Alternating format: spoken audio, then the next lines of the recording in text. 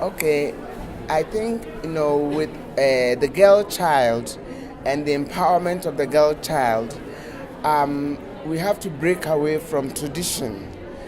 And in Africa, a lot of our traditions clamp down on girl children. Like the book I was talking about this afternoon, called From a Story from Ethiopia. Here is a little girl who can sing, and you know that you can make a very good career with singing if you're a good singer.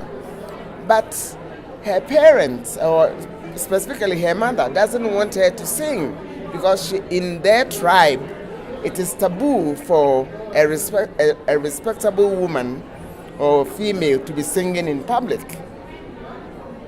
But the girl likes to sing, you see. So she is a singer herself. So she trains this girl to become a successful singer secretly. Then there's this drought in the village.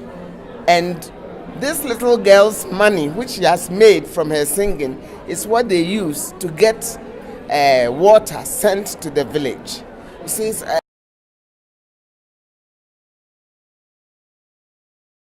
the traditional people should be educated to see beyond the little horizon they have. They think that what has been going on thousands of years ago should continue now. But the world has changed. We don't walk from one town to the other. You go in a car. You don't know, nobody, unless they are going on a pleasure trip or something. If they want to go to London, they will fly. They won't go even by sea. They will fly, you see, because things have changed. Some of our people, they don't want to change. They don't want to embrace the new ways of life. And these are on the wrong foot. I also gave you the example of people not even learning the basic medical rules. When you have a baby, you must inoculate the baby against in Ghana we call them 6 killer childhood diseases: diphtheria, poliomyelitis, whooping cough, and all those. You see, you take the hospitals have got periods. At a certain age, the baby should be taken to the hospital to be inoculated. And if you don't inoculate the child against poliomyelitis, the child runs the risk of becoming a cripple.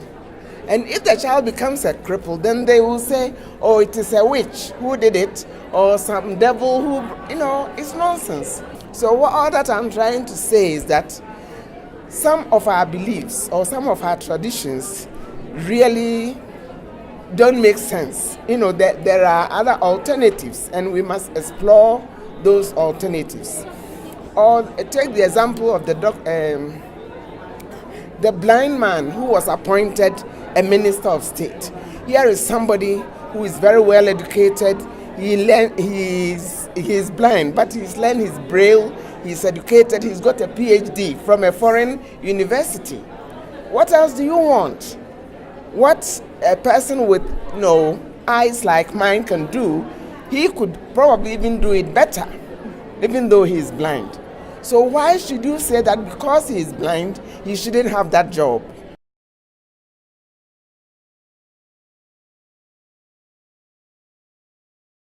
Oh yes, even the 2 books I showed this afternoon.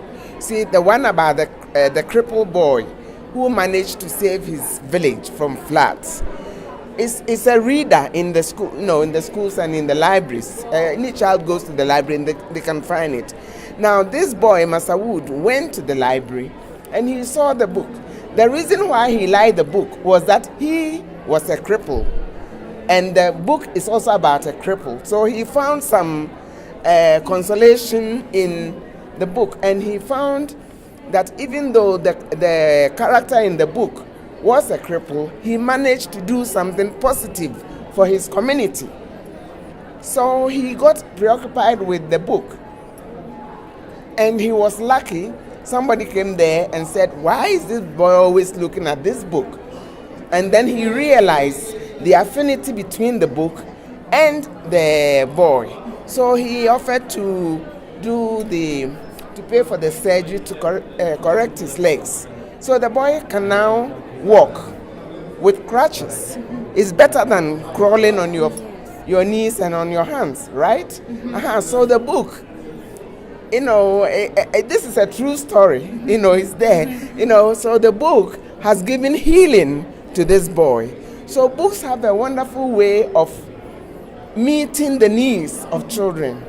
And I think we should continue to give good books to our children, to encourage them, let them know about other people. And also, the more they read, the more they become open-minded. I don't speak any Spanish, but since I've been here, I've got so many, friends. Everybody comes, they hug me, and they want to take a picture with me, and why should they do that? It's just, a bond, that has developed. See, suppose I haven't come here, they wouldn't have met me, and I wouldn't have met them. Do you understand? Yes. So it's through books that you come to meet certain people, and you come to understand certain issues in life.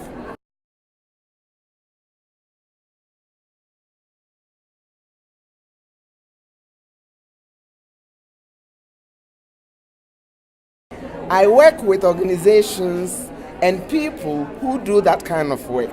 So there are organizations who come to me and they say, we are going to this town, we want to work with the school children there, we are going to do a reading program, and we want you to give us some books. So I'll give them some of my books. For the illiterates, I publish books for a certain organization which helps illiterate people to become literate, and they want very basic books.